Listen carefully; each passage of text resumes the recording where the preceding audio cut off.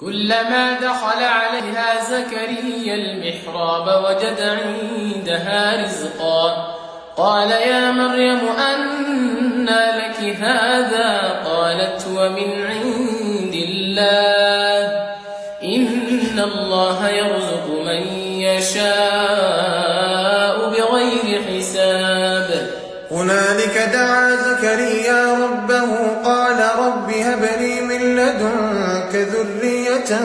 طيبة إنك سميع الدعاء